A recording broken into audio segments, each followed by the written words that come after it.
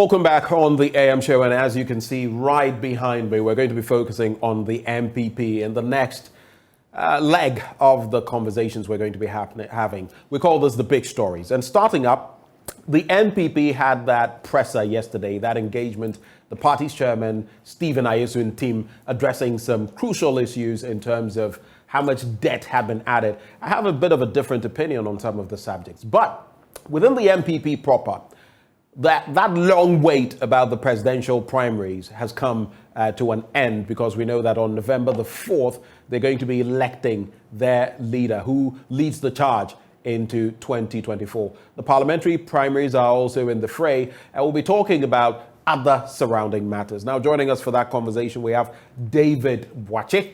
He is Bono East Secretary of the NPP. He is also a member of the NEC, the National Executive Committee of the party. Mr. Boakye, a very good morning to you. Good morning, Mama. Yeah, that's the son of a Wabaha. Thank you very much. Now, when I see Kakoko, that means starting who said, in my area, we don't have nothing there. You don't have that? We have, but we have not tackled it yet. Okay. Hopefully, we'll deal with this in a more sustainable, a more sustainable Definitely, way. definitely. But let's get into the nitty-gritty. I want to start on a bit of a lighter note. Yeah. We've seen everything that has happened, especially in Parliament in recent times, the passage of the 3 tax bills and many surrounding matters. The business community is very upset, among others. How would you, if I asked you right now, on the back of the economic turmoil, on the back of trying to get an IMF deal, on the back of inflation, on the back of the monetary policy rate and how it's affected lending to business people and individuals, the myriad situation in the country, how would you say the sentiment is, or the NPP has fared on a scale of 1 to 10? Thank you very much, my brother. In other words, how healthy is the NPP? Good morning to our viewers and listeners. Let me say, my brother, the NPP is very healthy. Very, very healthy. We are there. We are the grassroots. Yes, we are not happy where we are. The situation is not what we want. But globally, that is where we've got into. And what is the government? The government is not sleeping. Government is trying to work hard to take us out from this situation and put us back into our growth period where we were before COVID and the Russia-Ukraine war. This is what our opponents do not want to hear. But that is the situation across the globe, everywhere. It depends on the way a particular government tackles it. Few weeks ago, we used to be compared to our neighbors. But today, where we are, they are there. They are also seeking the support of the IMF. Which neighbors do you speak of? Côte d'Ivoire is there. And if you read when they came to the staff level agreement, what the IMF said was that Côte d'Ivoire is in that situation because of COVID first, Russia-Ukraine war, then the global shortage of the foreign currency. Is that not a script that, and I interacted with one-on-one with Kristalina Georgieva sometime last year. And it appears to be, pardon my saying this, a script that these Bretton Woods institutions use, just to calm nerves, just to paint a certain picture, because they know that all these countries are coming to them in the first place. You don't want to create panic. But beyond that, we also know the reality on the ground. In the Ivory Coast, which has a much better situation because of its own debt situation, it's different from ours. We find ourselves in a deeper hole. They have their own economic, should I say, frameworks that have allowed them to be where they are at this point in time. When you go to Togo, for example, we know that for a long time, I cannot say for a fact that it still is going on, but as of even the end of last year, we knew that there was a policy where $20 million or so was pumped into the economy every month to shore up fuel prices, deal with inflation and all of that. We are in such dire straits that we are not even able to do that. No. How would you describe that? No, because fuel prices Now, Ghana's fuel price is cheaper than Ivory Coast, Togo, and Burkina Faso. When I went to Togo last year, Not last year. I'm talking today. I beg to differ. As of the end of last year. I'm talking about today. You're talking about today? We are talking about today's situation. Today's situation. We can check on that. We can check. As we talk. My producer, please check for me if there's a way of finding out, and I'll do same from here. As we talk this morning. Fuel prices as of today in Togo, let's say Togo, juxtaposed with what we have here. And Burkina Faso. I can give you the specific prices as of yesterday. Right. In Cote d'Ivoire and Ghana. Togo, Ghana, then Burkina and Ghana. So you see, but you made a fantastic premise in just putting your question. You said they are all going there. So IMF is trying to get a good message for their people. What has happened that every country wants to go to IMF now? What is the situation? Was it like that in previous years? That all countries rush? It got to a point, if Egypt had not gotten the support of the IMF, their economy would have completely crashed. I find it a bit tricky when we bring in Egypt. You know why? Because Egypt had certain peculiar situations, especially when you look at the Russo-Ukrainian war. No, we have to put it into context. In fact, the word for bread in Egypt is the same word they use for life. Okay? Like and that is because they consume a lot of wheat. They get most of their wheat from Russia and Ukraine. They have a drink in Egypt that is made fundamentally of wheat. All of this, can you imagine what impact it would, what pressure it would put on their economy, the very fabric of their society? So that there are stark differences. I mean, when we want to talk about these, the impact of COVID, the impact of the Russo-Ukrainian war have been very different. Before COVID. Comparatively. What was the price of shipment of a 40-footer container? Below $3,000. Due to COVID, it went to over $11,000. Is it due to COVID or also due to the tax handles we've been adding? No. For example, for now, with what we've done to VAT, let me say this for a fact. Just earlier this year, there was a shipment that came through that I had to clear for a friend. Because of the introduction of the EVAD, I think we paid about 2 times more. So if you're bringing in a product of about 6,000 plus, a little over 6,000, and you're paying 3,000, in fact, it was 2,009, it was a little over 3,000 actually. So do you realize what that means? Over 50%. What was the price of the shipment? I'm not talking about the tax at the port. I'm talking about the shipment. Let's assume you are a trader. You go to my place, Techiman, to bring maize. A bag of maize. You used to pay 5 cedis per bag. And due to a situation, now you are paying 15 cedis per bag. There is no way you can control and make the price remain as it used to be before the coming of the COVID. So definitely, prices will go up. So if you talk about inflation, what is the global inflation now? What today? US has gotten 40-year high inflation. Switzerland had 70-year all-high inflation. Check UK. What caused it? So if they are facing it today, call anybody in UK. What happened to them last month? They were rationing vegetables. Let's assume. Why when we make these sorts of comparisons, it rubs me the wrong way. When it goes and it's positive for government, you don't want the comparison. Hold on. But when it's negative, then you say, go to this place. It's like we will continue to compare, because in the NDC speech that my national chairman responded yesterday, they mentioned Cote d'Ivoire, Nigeria, that why did COVID jump these countries to Ghana, that we are seeking IMF support, we are in this situation. Today they are there. So if they had checked just 5 days before their press conference, they would have known that IMF had reached staff level agreement with Cote d'Ivoire. So they wouldn't have lied to us. You see, journalists, you have allowed politicians to lie to the electorates. That has been the challenge, because as I'm telling you, you see, you are using last year's fuel prices. But I'm telling you today, Ghana's fuel is cheaper than our neighbors. So I just Nobody's talking about it. I just checked something, and I am just trying to check the exchange rate. Yes, you check it. And you see. Because comparatively, I don't see much of a difference. Here's what I mean. No, hold on. Okay, go. So the figures I am getting as of Togo gasoline prices, 27th March, unless you tell me between last week and now, a lot has happened. First go to that before I come to mine. So I'm seeing in dollars, 1.157.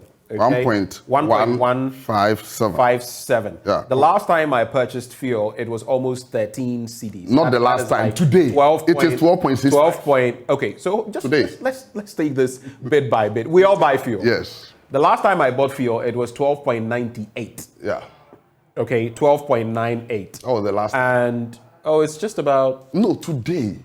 I get the point you're making about today, but a few days ago I purchased petrol. 12.98 per liter. If I'm looking at, because mind you, this figure I am also putting there, why it's relevant, this is 27th March. Yeah. So it sort of corroborates what I bought it at. Adjustment, there has been 1.157 American dollars. How much would that be in cedis? Even if you're pegging it at, say, 11. And if we're using the Bank of Ghana prices, then it would be far lower. Why do you go to Bank of Ghana? Oh, why do I go to Bank of Ghana? How about how you calculate it here when you are going out? Hold on. When the street value figure is used, everyone is up in arms. People in government will tell you, no, it is 8 CDs, it is 9 CDs.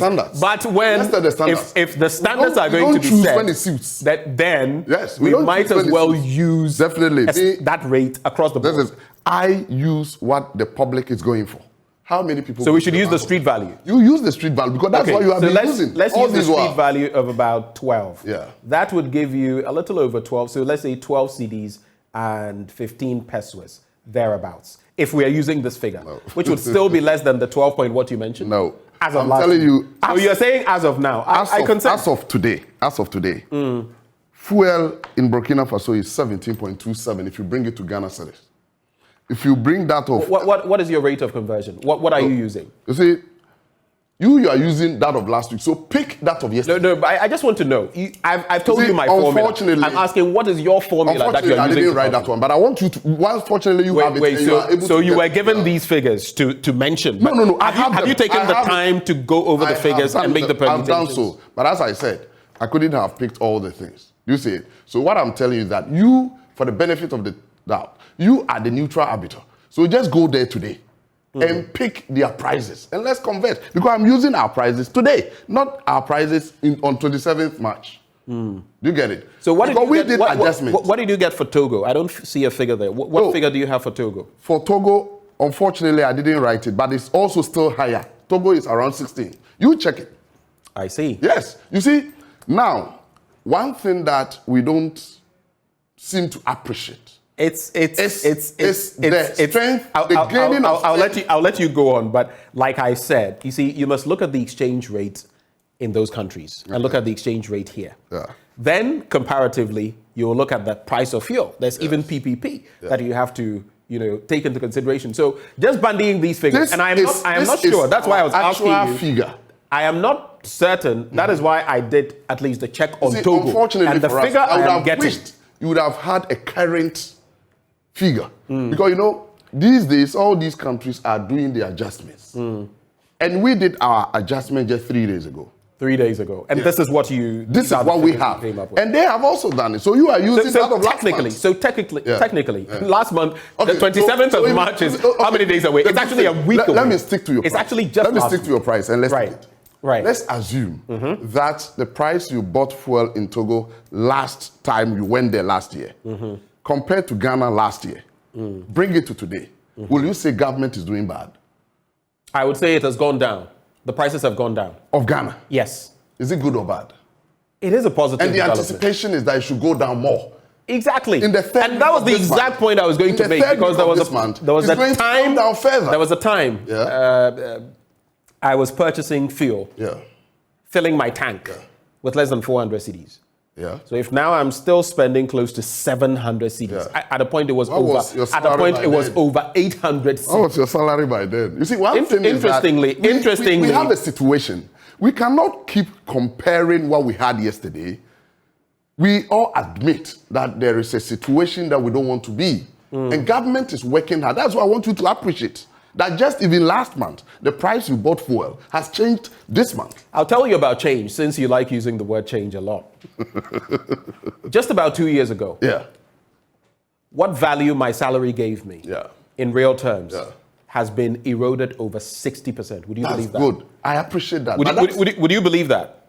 Definitely. Over 60%. Because I've taken the time to look at my personal inflation in terms of the items I would go for, the things I've had to cut off, and still when I calculate inflation on that, including whatever facility I may be on, my salary has been eroded by over 60%. Had it not been that, would you have said Ghana is in crisis? Are you seriously asking me whether... No, if that had not happened, it's because of that situation. Of course, we are in crisis. When you ask me, I admitted. President has admitted, the vice president has admitted, all state officials have admitted that we are in crisis. And the crisis is what we're talking about. If our salaries and our expenditure were to stay the same, we wouldn't have said we are in a situation that is bad. But we have gone to a situation that is bad because there's a global situation. And it's not Ghana. I was telling you something that, let's imagine Ghana. You go to the market and they tell you that you buy this quantity of pepper and you cannot buy, leave the rest for somebody to come and buy. This is happening in UK. Germany, they ration oil. Today, Ghana, no matter how expensive the oil will be, any market you get to, any quantity you want, you get it. But the developed countries we want to be are rationing food commodities. So we can't say that our situation is peculiar. We have to admit that we are in bad situation as a global economy. So Ghana is working. What is government doing to take us out of this global economy problem? So while we are doing that is where we have to focus on. Then we don't allow our opponents to just throw dust and take advantage of the situation. We'll talk about the dust. I'll get into some of the figures that Mr. Yesun Tim has been putting out there, which for me I find pretty interesting. One of my senior colleagues, not here but outside of here, sends me this message, which actually makes sense. I forgot to mention. Importers of fuel use interbank rates, not forex rates. And so, in fact, it goes back to the point that they will not be using the 12 point something or so. They would be using the interbank rates, which go according to what the Bank of Ghana, the central bank, stipulates for them. If they were to use the normal bank rate, our prices, they don't use the street value. They don't use the street value. Do you know if they were to use the street value? Do you know why did the vice president innovated the gold for oil deal? That people do not want to understand. They say, oh, the prices. It's not that people don't want to understand it, or is it that people want more transparency on the back of, when you have the PIAC, former PIAC chair, telling you that, look, there's a lot shrouded in some sort of mired in confusion. There are very gray areas. You have the miners themselves come out and say this. So you have many of those in academia, in policy, and coming to tell you that there are gray areas. Deal with this. How is that, you know, the miners propagandist in any way? Because government is not mining directly from any field to go and purchase the gold, the oil for us. Government purchases the gold from some people. What price do we buy it? What quantity do we buy? So that we use it for the gold. These are not things that can be hidden. You see, everything that has come, people find a way of making a propaganda out of it. That one is fair. Let me ask you a quick question. When anybody, and I've noticed this, whether it is Sir Dr. Sam Jonah or Professor, the CEO of the John Ajekum Kufuor Foundation, or anyone else, I've noticed a certain trend, even for us in media. When you speak about a policy of government and you lay bare the bare bones of it, analyze it, criticize it, it is deemed to be propaganda. Is that a policy of the NPP? It's not a policy of the NPP, but you go behind who is talking. Then you compare to similar situations. What comments did those people make? We could also make there are people who criticize the former administration who now are silent. What would you say about that? So that should tell you. What would you say about that? That should tell you their interest. Oh, I see. Yes. So that should tell you their interest. Okay. So if you today... So everyone who was speaking then, who is not speaking now, was an interested party. And so moving forward, we cannot take them seriously, right? Have you found out why those people are not talking? Some of them will give you Then have you found out why those who were silent those days are talking today? Right. Have you found out? Why were they How about silent? those who were talking then who are still talking now? So they are those we have to subject their issues. But those who were silent those days and are talking today, their issues are not concerned to me. Those who were talking those days and are silent today, no, we can put them aside and put them in a bracket. Then pick the neutrals. Then in the issues they are bringing out, the fact that you are subjecting government policy into scrutiny does not mean that governments who cannot answer you. That is the problem. When somebody speaks and you seem to answer, then you target like you are attacking. But they are free to talk. We are not free to answer. I think the interesting position, though, is that it's almost as though you were free to answer, but we weren't free to express our opinions. Because each time, a lot of the time, I have been threatened. What? But you know the threats. Do you know the threats some of us faced? You don't even want to know about them. Do you know the threats some of us faced? And do you know? Well, so you see, you're a politician. I am threatened not. By a government institution. I am not. No, threatened by a government institution. You see, one thing that happens is that you may have an individual friend. Due to one or two things, the person may have an interest in certain things and try to attack you. That does not mean government. That is the problem too we have in this country. When somebody receives, I am David. Yes, I'm a regional secretary of NPP, but I'm an individual, a Ghanaian. So if I seem to have an issue with you, why do you associate it with government? There is a government deliberate policy that we are attacking this person. Let's see if that is how the threat is like. So we don't just bundle anything that, oh, we have received threats or people are talking and they are being attacked. Nobody is attacking anybody, but we are trying to answer them. Then as I was saying, people have interest. Today, maybe politically, what we know, you may not know it as a journalist. People have interest. People are just lobbying directly for running mates from some places. And they need to begin to talk. Do you think when they talk, we'll just leave them? So that when it's sprung on us, they are running mates and they say, oh, they are neutrals. No, they are not neutrals. We know them. We will deal with them politically this time. Whom are you speaking of? No. When it gets there, you know. Wait, are you speaking of those outside the NPP or within the NPP? Those outside the NPP. Those outside the Yes. NPP. I see. Some have alleged that same situation you're painting. Others have mentioned same about certain figures whose names I will not mention within your party who are also positioning themselves and making all sorts of comments. Is that necessarily wrong? They may be wrong. Let me say this. With all fairness, let's assume multimedia has an agenda. And on their agenda, they place you at a side to play a role. Then because you want to come to be the main leader of multimedia, you go and stand outside and say the whole thing we are doing is bad. Whilst you play the role. So does it mean you play the negative role? You play the negative role. So you are failed. Let's assume all the rest did not do their work well. You too did not do yours well. So we will not just allow you to just say anything just because you have an interest. You said, so my brother, don't just assume answering people who are trying to criticize government for their own interest as a threat. No, we are not threatening anybody.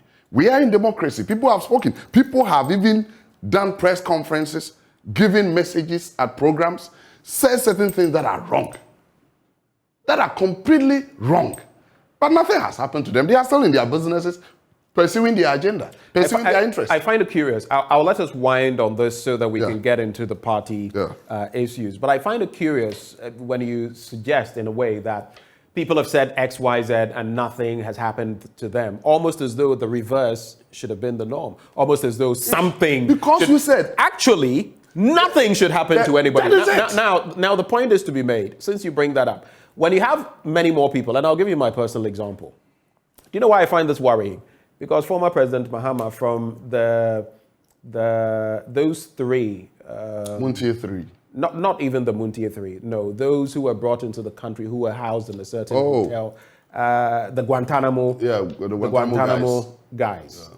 To the Ford Explorer issue, the Burkinabe businessman, Kanazue. To all of those issues, we can go back and look at how we bashed him and his administration. In fact, I remember in September 2020, I had a discussion with a one-on-one interview with former President Mahama.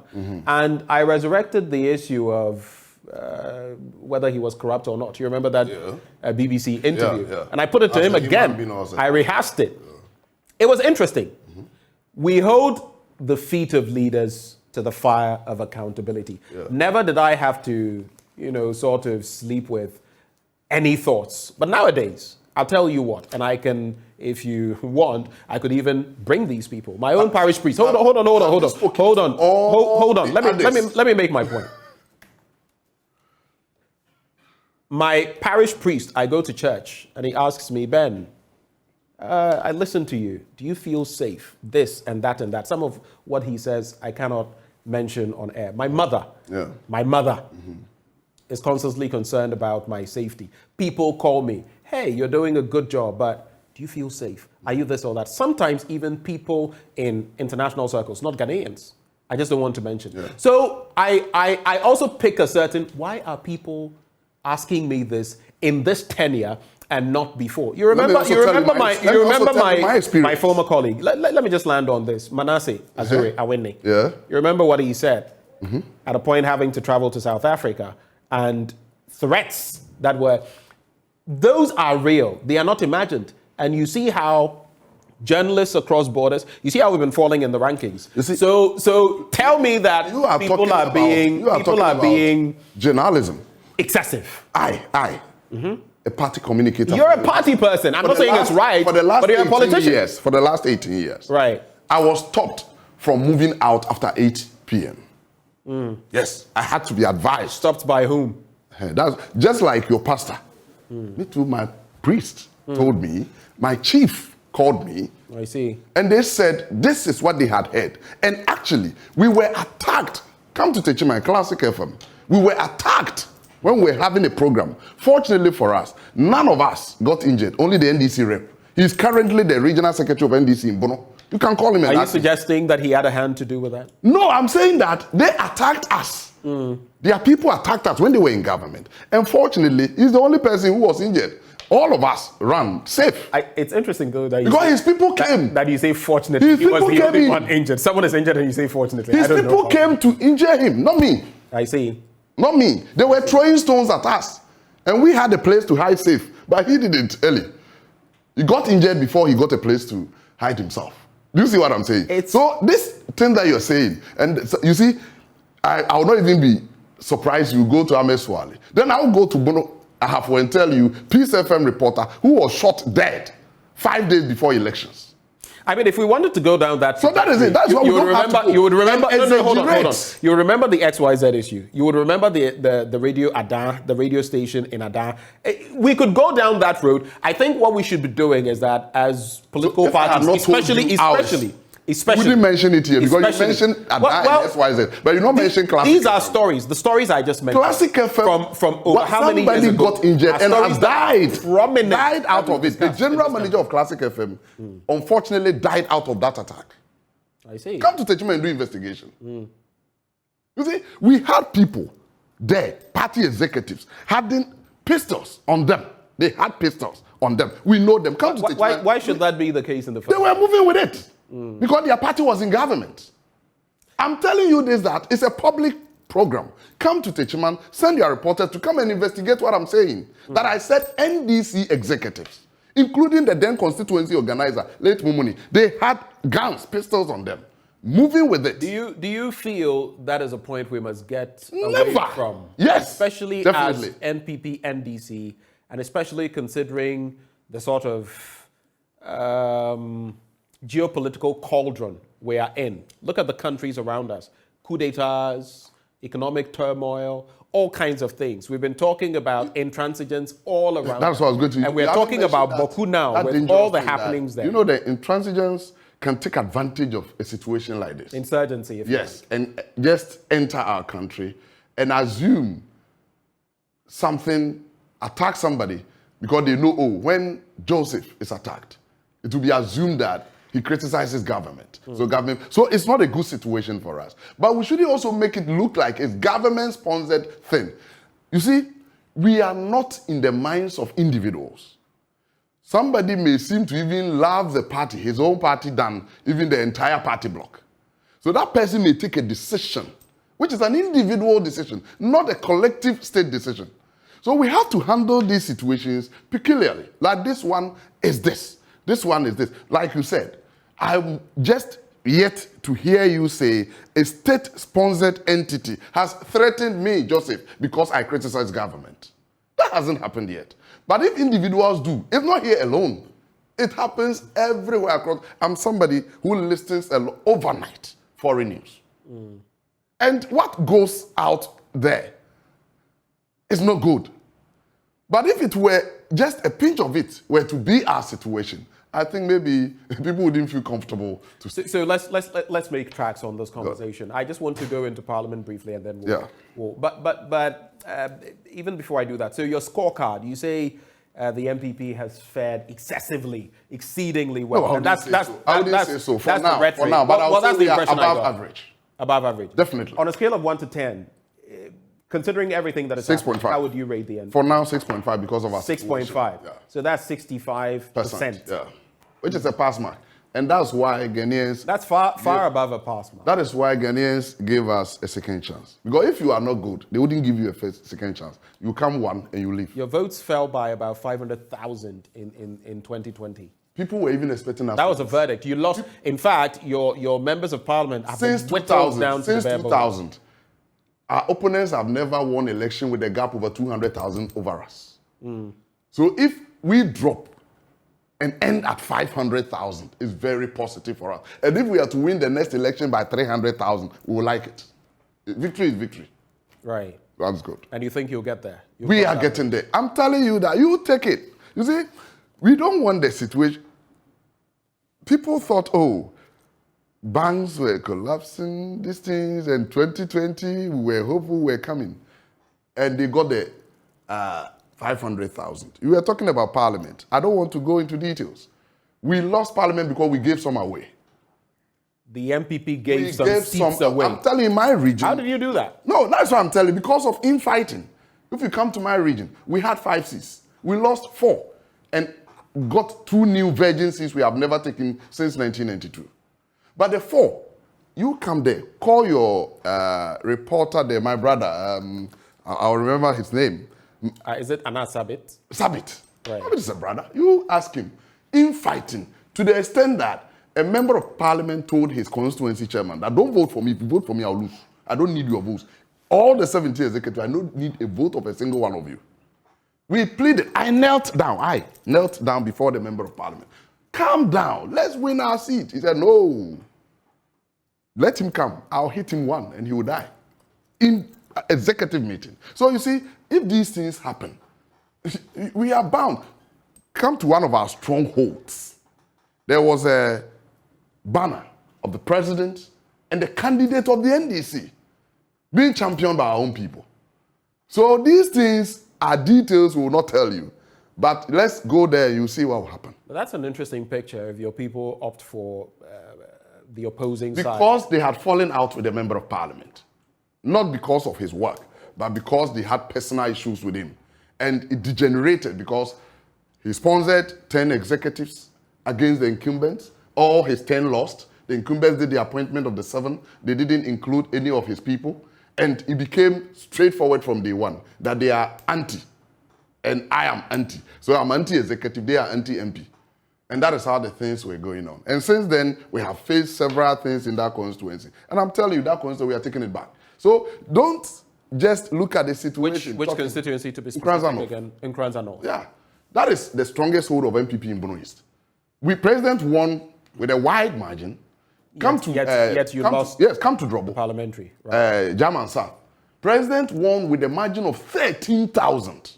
But our sitting member of parliament lost with a margin of 2,000. And voting skirt and blouse has become part and this of one our became, no, this one became patterns. No, this one wasn't a pattern. Right. This one became deliberate. They had a skirt and blouse campaign team. Right. Headed by the NMC. So the dynamics are not in like, Parliament, though. I just want to quickly find out about this. I listened to the member of Parliament for Nanton talking about that accident he had, and gory accident. If the pictures we saw were real, and he had to be ferried at a point, brought in an ambulance, stitched up in a washroom, and then within the precincts of Parliament. So the Speaker allowed him his vote to count. The NDC members of Parliament were not happy with that. I think we saw the same with the former chieftaincy minister. At a point in time, he was brought in with an Yakum. He was brought in an ambulance. It has also raised the question about politics over life, politics over everything. In fact, there was an interview with the Nanton MP, and he said that, you know, at that moment, yes, he felt the urge to vote was even more important than his life. I found it interesting because without life, he wouldn't be able to come and vote anyway. Have we taken this political game too far? No, this wasn't policy. Just so we can pass those three bills. Politics over life. This was policy over life, rather. Because look at the situation where it would have been painted to the whole world that the government has made nominations and those nominations did not go through. When our opponents had instructed all their members of parliament, even those who were abroad, to come back, and nobody was to travel, no matter your situation. So if somebody was to have a medical checkup outside, because the person did not bring it out, and you didn't see the person being physically carried, so you say, oh, we did it. But they prevented all their members. You don't know those who had health issues, those who had business issues, those who had family issues, but they said, no, stay. So if you stayed, once you are alive, the only thing we have to see is that you are alive. After all, you're a member of parliament. And they, in their hearts, knew that they could not fail their people. Because their people told them to come to parliament to support the president, to deliver. And if the president is delivering, getting out of a situation, let's imagine having a ministry of agric without a substantive minister. And we call Ghana an agrarian economy? No. So we wouldn't wait. The people knew that this is a policy of government in terms of passing the bills, in terms of approving ministers, in terms of approving the justices. But one thing that I want us to clear off our minds is that NPP MPs stood still. Then the NDC MPs stood still. And no, that did not happen. There is a possibility of some NPP MPs voting against some of the nominees. They're more than what we know of the NDC MPs because we just added the numbers, voted for. Let's go to even the Supreme Court. So, but that has been made mention of in some of the discussions I have had here. Let me give you one typical... No one really was paying attention to the fact that some in the majority could have actually voted against... Let me give you one typical example. These nominees. We have 3 votarians at the Supreme Court. Justice Onyanuga retired in September. Right. Justice Doji retired in December. This year, Justice Doche is retiring. If Justice Yaogao had not gone through, there wouldn't be any Supreme Court judge after August in Ghana from Volta region. When he was being vetted, all the chiefs from Volta region, those who could not come, sent delegations. What was the meaning of that? They needed somebody at the Supreme Court. So what do you think the Volta MPs would have appeared before their chiefs if this Yaogao had gotten only the 136 and wouldn't go through? So they had betrayed their region. The president wouldn't have problem. He will make further appointments. What is the justification that the further appointments a Votarian will be in? Certain things you don't see. I know, I am from Bono East. We don't have a cabinet minister. We keep calling for a cabinet minister. If today the ministers get to 150 and the 151st person is to be a cabinet minister from Bono East, if all the chiefs, House of Chiefs, have to whip all the 8 NDC MPs from Bono East to support that person, because we also need a cabinet minister, we will do it. So you don't say government is bloated because there are many people and somebody should suffer. You believe, just because you brought it up, give me a straightforward answer. Do you believe we could reduce the numbers to about 60 or less than that?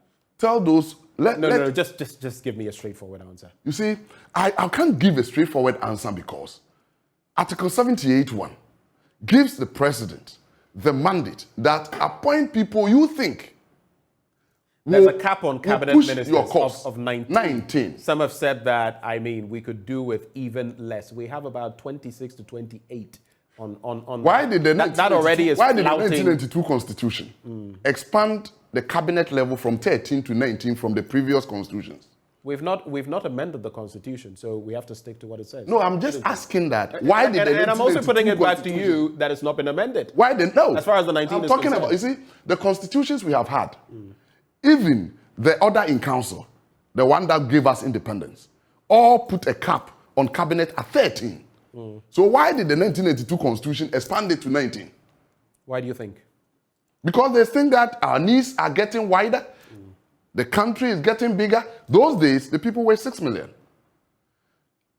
These things we have spoken about. And the thing is that when you give a message, first I put the message there and look behind the message to look at who is the carrier of the message. Okay. So you can't tell me you would give ministers at 60 when you used 10 regions, 84, and you have not apologized to the country, told us why. What I find interesting, right before we go into the NPP's internal politics, what I find interesting, it reminds me of what the German ambassador said about ministers in his own country, especially as we are coming to beg them for relief. If we want to do that, then India, China, China has its own system. The likes of India, India even has its own system, should have. I want you to go there and I'll put you there. Many thousands of ministers and all that. They don't. If we're going to use population, let me tell you, then that would become problematic. Don't just mention, please. That's why I'll not let you end there because somebody is listening. Don't just say that they should have had thousands of ministers. Let me just use our Nigerian example. I was on a program with a member of parliament. They said, go to Nigeria. They have these few ministers. I said, Honorable Len. I told him, like, Len. Talking about the gubernatorial system, the Senate. Not the senatorial. Go to their federal and go to their state.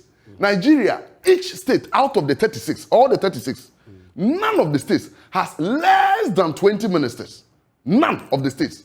Every state at the federal level, every minister, they have it at the state level. But I think you are conflating different matters. You know why? You are mentioning federal system. We're operating the unitary system. Go to India. For crying out. So do you know the system India is practicing?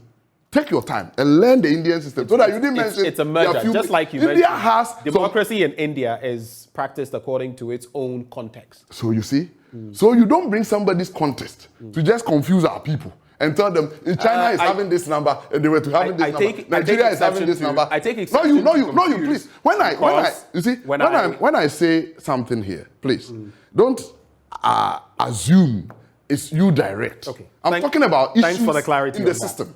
I'm talking about issues in the system. And I've mentioned being on a program with a member of parliament who said Nigeria has only 40 ministers.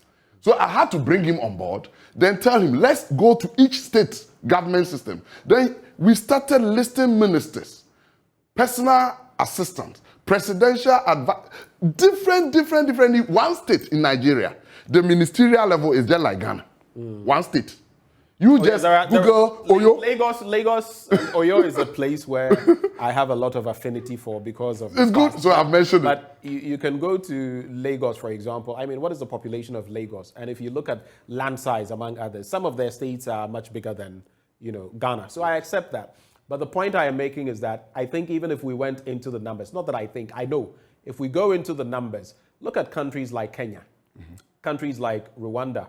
Rwanda, some say, is practicing its own extreme brand of democracy. But what we are saying is that the representation there, if we are to go by your logic and say that because the population has increased, then we might as well have many more members of parliament, many more ministers. And that, in terms of the sort of revenue we get, would not inure to our benefit. But I'd just like to find out from you, when it comes to the NPP, on November the 4th, that is the date you've slated for your presidential primary.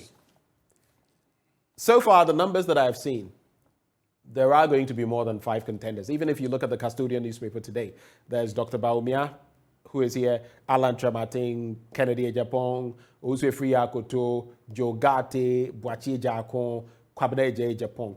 I find it interesting. There are 2 more, so they are supposed to. I mean, there are many. I'm just mentioning those that are on the front page of the Custodian.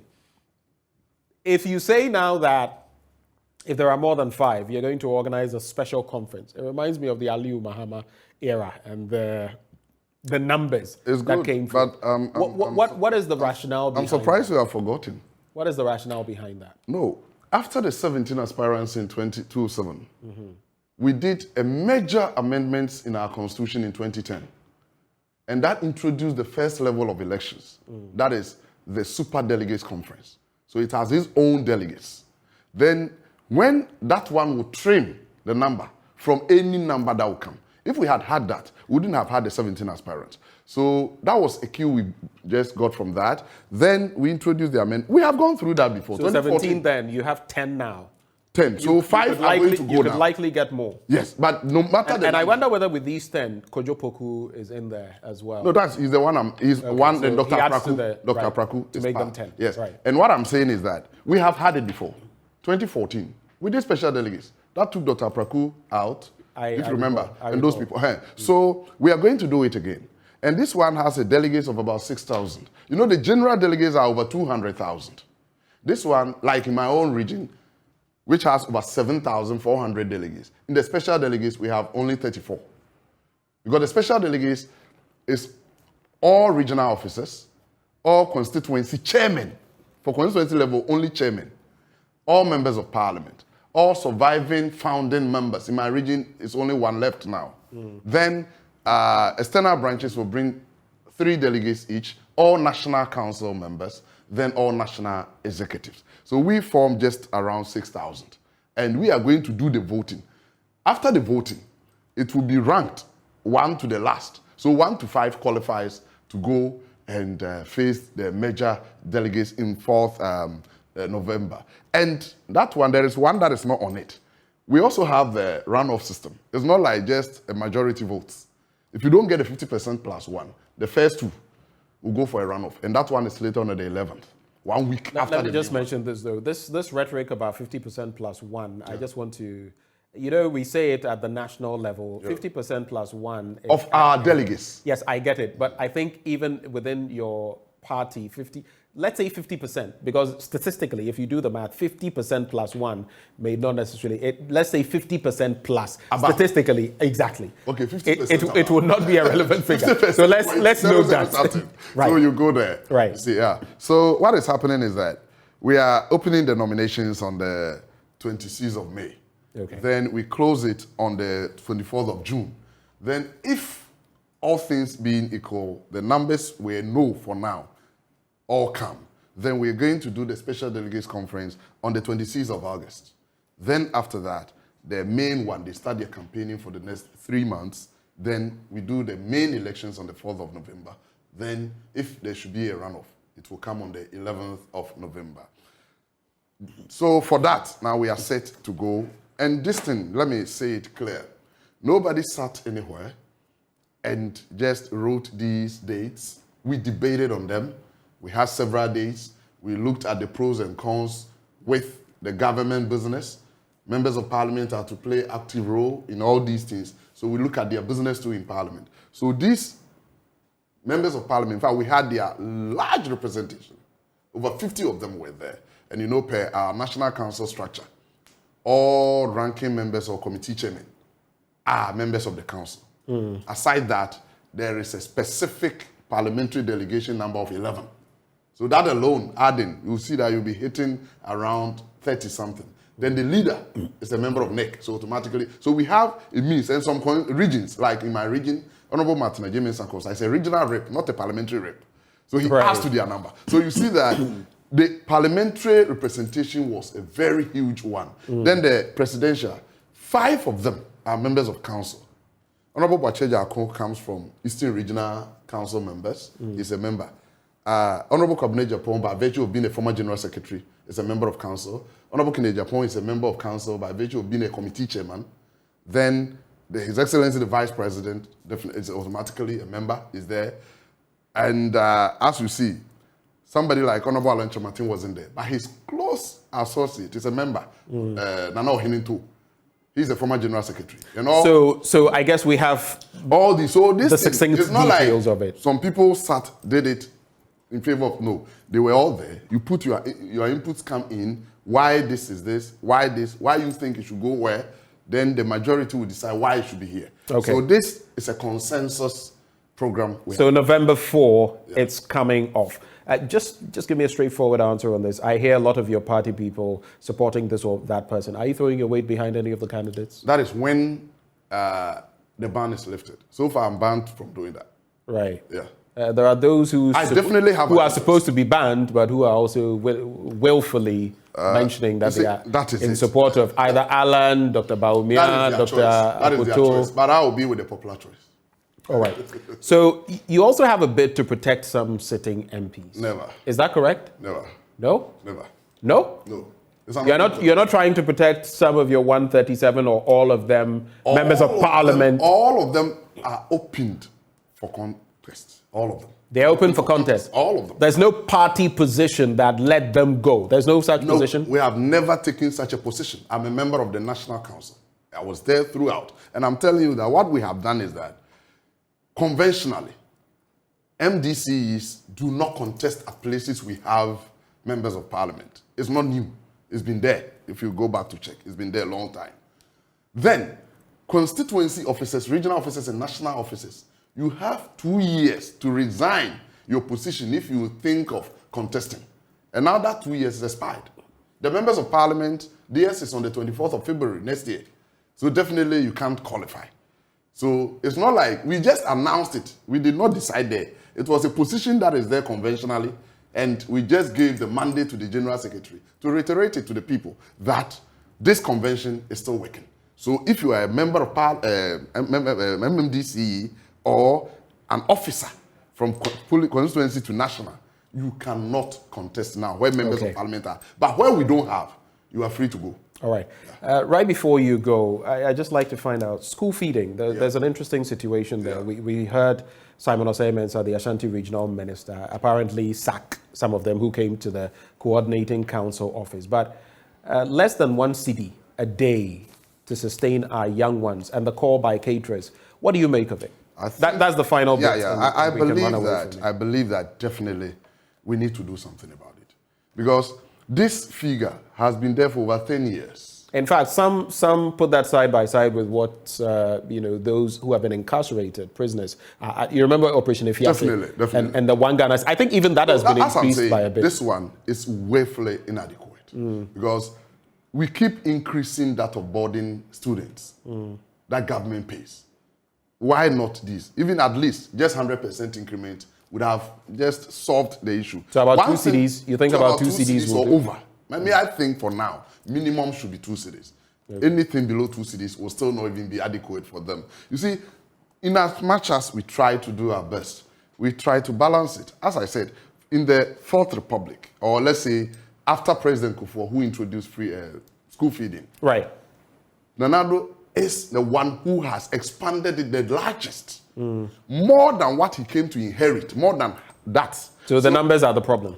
Not the numbers. I'm talking about if we have done that, then let's also think of, because yes, we have the good intention of feeding our kids, but those who are working on them, I think quality too is good. Okay. So at least 2 cedis will do. At least 2 cedis. Minimum. All right. I support that. Thank you so much for joining the conversation. It's been interesting, and I look forward to having you back on the show. David Boakye is Bono East NPP Secretary. He is also a member of the NPP's National Executive Committee. We've been having a conversation on the NPP, focusing our lenses on them. The party's primary, when it comes to the presidential level, is slated for November the 4th. Of course, we'll see when that time comes which side he will be supporting, like he said. Do stay with us. We'll be back on the AM show to tell you about the latest when it comes to Boku. That saga there still continues. Recently, some immigration officers attacked, shot, 1 dead, 2 severely injured. We'll bring you more detail on that after the break.